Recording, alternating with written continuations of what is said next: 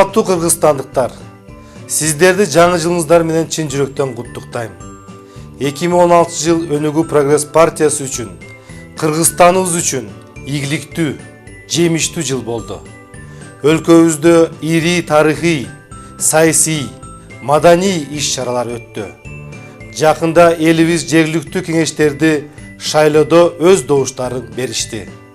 Өнүгүү Прогресс партиясынын натыйжа көрсөтөбүз платформасынын негизинде биз өлкөбүздүн 15 шаарында жана борборубуз Бишкекте жеңишке жеттик.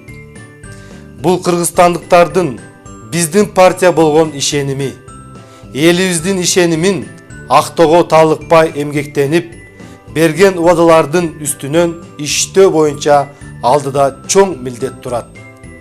Биз аны турмушка ашырабыз.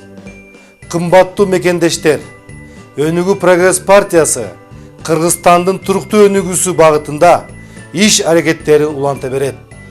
Айыл чарба, саламаттык сактоо, билим берүү тармагындагы программаларыбызды ишке ашырабыз.